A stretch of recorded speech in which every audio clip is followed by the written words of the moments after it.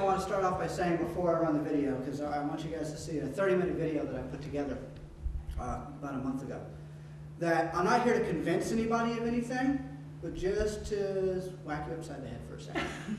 So, just to get you to think of it. So let's go ahead and we'll run the video and then we'll get into it. Thank you. What does zeitgeist mean? Zeitgeist is in the spirit of the times. That's really what it is. The world in which we live in at the moment.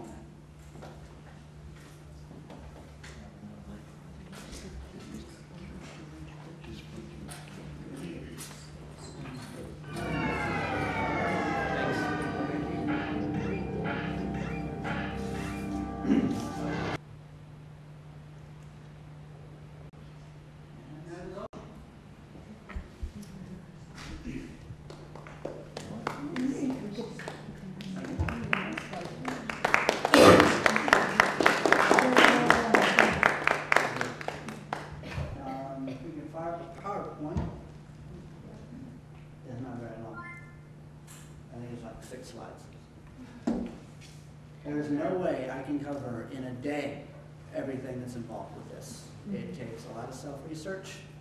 You've got to go to the websites, read the frequently asked questions, because you're probably going to have 1,000 of them. It will try to cover any misconceptions people typically jump to right away when they hear what this is all about. And so, well, I'll try to do the best I can in the time I've got. So, what is the solution? It's technically called the resource-based economy. And what it does is it uses technology to serve us. Not to control us, not to monitor people, but to provide an abundant means of production for all humans on the planet, which we can do right now. We have the technological capability to provide food for the world, like that. Easy transport, like that. Easy communication, we've already got. It's global communication that makes this even possible. That's why this is nothing like any system you have ever heard of before. Any ism you want to attach or any previous social idea that's ever been conceived was created at a time when global communication in an instant didn't exist. Global sharing of ideas didn't exist. High advanced technology didn't exist. This, the resource-based economy, is based on high advanced technology and the most recent developments that have occurred in basically the last 30 years. As you saw by the video, we have completely flipped how many people we need to do a task versus the production that task can actually create. You don't need 500 people working a field. You have an automated tractor that can robotically drive itself through GPS and do everything that it needs to do. You can have a 12-story building, hydroponic, solar-powered, wind-powered farm in rotating systems that robots can completely manage the whole thing, and you might have to have 10 technicians on call like doctors that live in the city. And if the building has a problem in advance, it'll call them and say, hey, this is wearing out a little bit. Much like modern cars now, can call the dealership and say my oil's low. The car can contact like the Cadillacs and the new BMWs and Mercedes.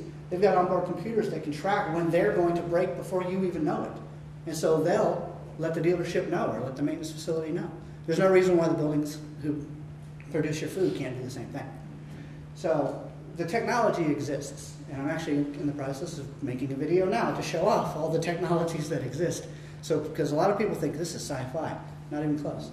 We actually really had the capability to do this 50 years ago. It would have been not as robust because global communication really helps, but it still would have been possible. So it's a system, oh, let me back up, sorry. A system in which all goods and services are available without the use of money, credits, barter, or any other system of debt or servitude. All resources become the common heritage of all the Earth's people, and not just a select few, which we have a huge disparity now. The premise upon which this system is based is that the Earth is abundant with plentiful resources, and it is. People think we're short on energy. No, we're not. We're on purpose short on energy. We're not really short on energy. There's no way we should be using oil at all. We've got solar, space-based solar, geothermal, wind, wave, tidal, and probably the Bloom box, which is advanced fuel cell, which just recently came out. The Bloom box is about this big, and you put some natural gas a little bit as kind of like a primer, and it'll power your entire house for a year. In fact, it'll power your entire house for as long as you slowly replenish that fuel supply. The box is that big. Your entire house is off the grid. All right? That is called a bloom box. So the technology exists to blow energy out of the water. I'm not even worried about energy. Energy is not a problem. Our practice of rationing resources through monetary methods is irrelevant and counterproductive to our survival. Over half the world is poor, or even worse, abjectly poor, dying poor, starving poor. And there's a select small percentage. We're one of the nations of probably the top 25 that control the game. Because we've figured out early on how to use that technology to grow up big, but now we've gotten to the point where the technology is so good, it's actually a hamstring. It hamstrings us. Let's go ahead and talk. So, the wisdom of a 6-year-old. My daughter, she's 6. And, pardon me, allergies are killing me, so I'm dry mouth. I was watching TV the other day, last week I think it was. And commercial was on, so I'm going in the kitchen to get myself something to drink. I'll watch commercials, whatever. And so I come back in and she goes, "Dad?" "Yes." "Why are people hungry?" "What are you talking about?" She's like, "I just saw a commercial that people are hungry." And I'm thinking, okay, she probably saw Come Save the Children kind of commercial, one of those donate $5 or whatever the case may be. I happen to be on randomly throughout the day.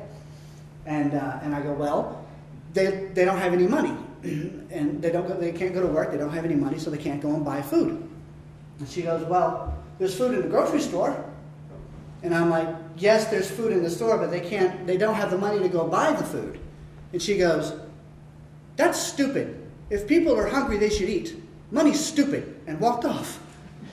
And I'm like, okay, I guess you can't put it much more simple than that. Because previous to that, we had a conversation when she was younger about, she asked me why I go to work and stuff, so I got into the whole, I go to work to make the money to the rent and the bills and buy food and stuff like that. So she already kind of had a small foundation. We've never talked to our daughter like, "Goo goo gaga, you're a 6-year-old. We always talk to her like this far above her head all the time, constantly talk up to her. And so she's a pretty quick-witted little turd. But anyway, so that if a 6-year-old can rationalize in simple terms, without knowing economics and convoluted theory and everything else, that if you have food, why are people hungry? It's a pretty easy correlation. Then you get into the whole reason of, well, why is it that way? Why do we regulate food production? Well, to maintain market price. If we actually produced abundant amount of food, its value would drop to nothing. If everybody had access. It's about access. It's not about servitude. It's not about paying for something. It's, do you have access to what you want? Why do you own a car? You want on-demand access to transport. You want to go when you want, where you want, at your own leisure. So you have a car. Well, 80% of the time, our cars are actually sitting in the driveway or in a parking lot. So the 20% of that time is when we really use it to go do what we want, when we want. Because we don't have robust transportation systems. Our cities were never designed. Cities kind of came up in patchwork. They weren't engineered to be as efficient as possible. So what the Venus Project basically says is, okay, that worked back then when we were kind of patchworking our society together, and now we've got these large cities, but they're inefficient as hell. They don't run their power grids properly.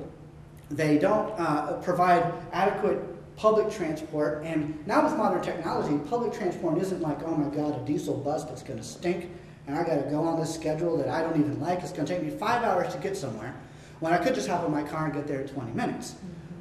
People don't realize that we have robotic car capabilities that could drive themselves. So let's say you get where you're going, that car can then take off and go grab somebody else and be in a constant loop system that would be able to take anybody everywhere. But it's your own personal car, in effect, that would take you where you need to go, when you need to go there.